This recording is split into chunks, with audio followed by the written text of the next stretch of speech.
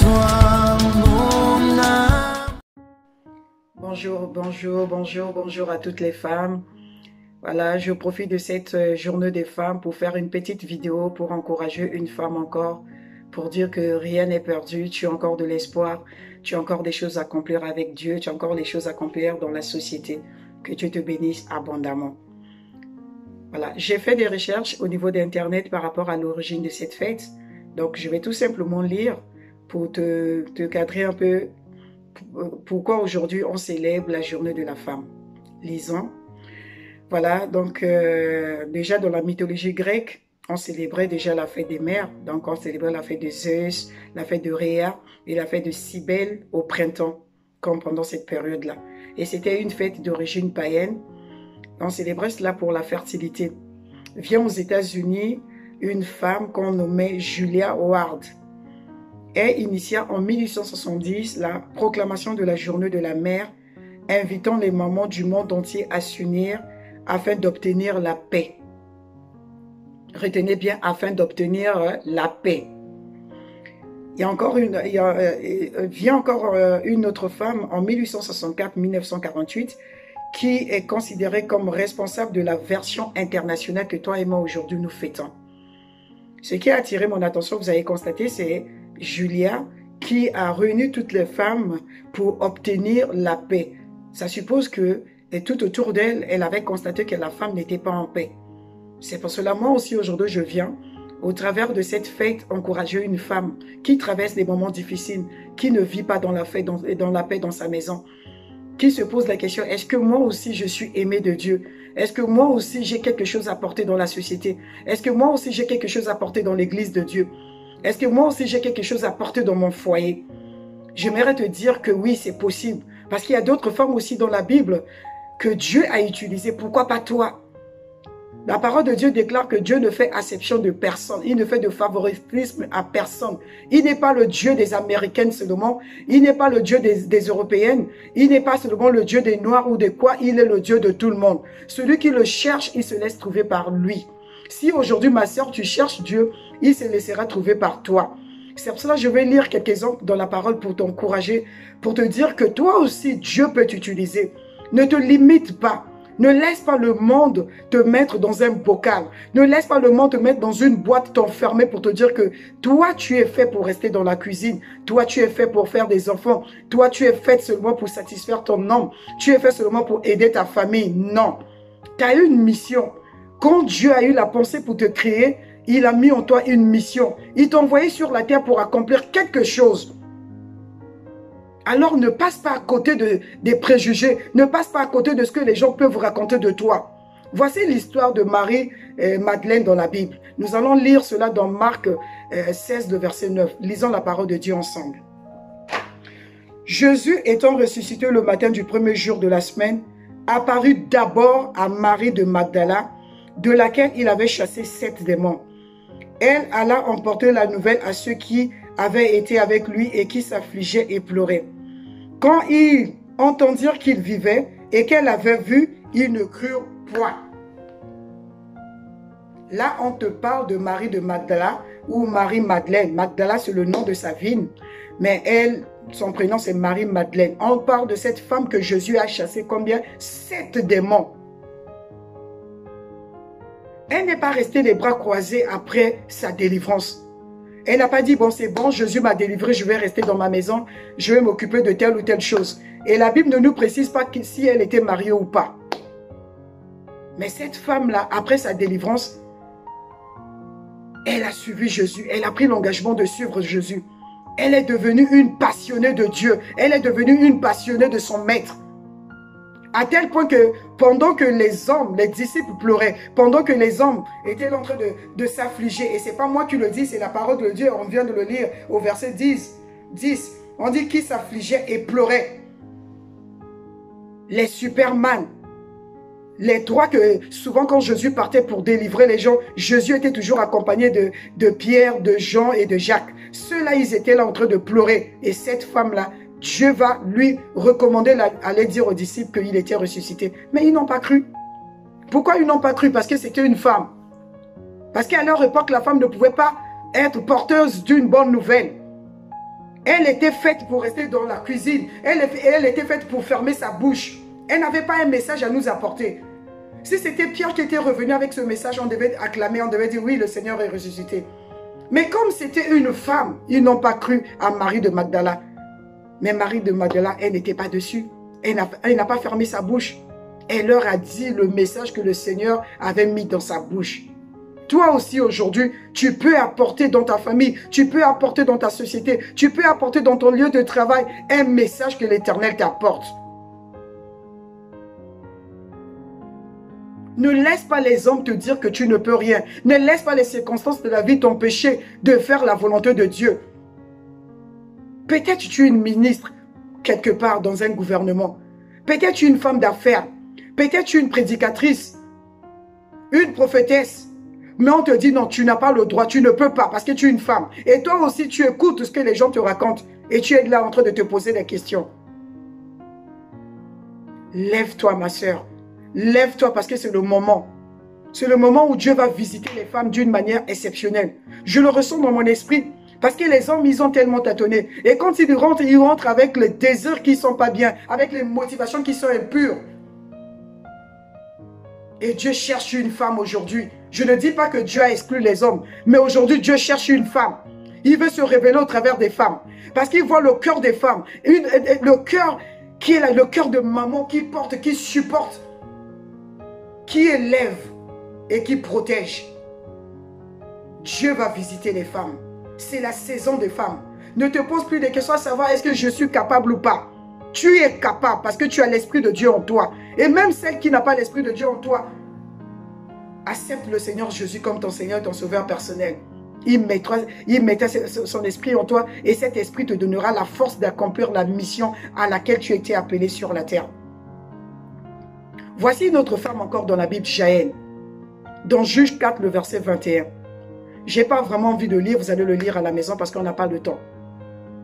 Cette femme, à l'époque, les enfants d'Israël étaient sous la domination des Cananéens, sous la domination du roi Jabin. Et Sisera, c'était le chef de l'armée du roi Jabin. La parole de Dieu va déclarer que Sisera va combattre les Israélites et à ce moment, il a pris la fuite parce qu'il était fatigué. Il va rentrer où? Il va rentrer dans la maison de cette femme, Jaël. Cette femme-là n'a pas eu peur parce que c'est parce que cette femme connaissait cet homme. Elle savait que c'était le chef de l'armée des Cananéens. Mais elle a dit non, trop c'est trop. On est tellement resté longtemps sous leur domination. Aujourd'hui, le Saint-Esprit s'est saisi d'elle. Elle a dit aujourd'hui, je vais finir avec cette histoire-là. Et la Bible dit qu'elle a pris un pieu. Elle a enfoncé ça dans la tempe, c'est-à-dire dans la tête de Sisera. Et Sisera était mort. Toi aussi aujourd'hui, tu peux te saisir de la parole de Dieu. Tu peux te saisir de la prière afin de mettre dehors celui qui pille ta maison. Afin de mettre dehors celui qui détruit la vie de tes enfants. Tes enfants sont devenus alcooliques aujourd'hui. Tes enfants sont devenus prostituées aujourd'hui.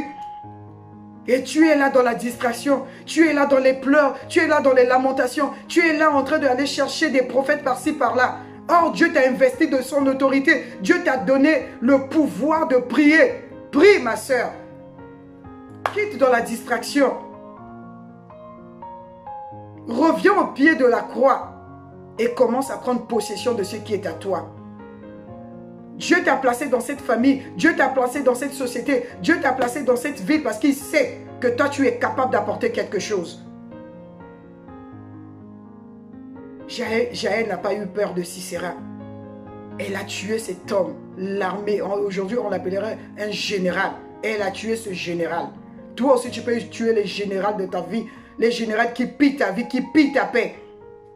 Au travers de la prière. Tu n'es pas seulement une trophée qu'on va exhiber comme ça. Oh, même toi qui ne connais pas le Seigneur, tu n'es pas une trophée que les hommes peuvent prendre comme ça pour te mettre par-ci, par-là comme ils veulent. Tu as de la valeur aux yeux de Dieu.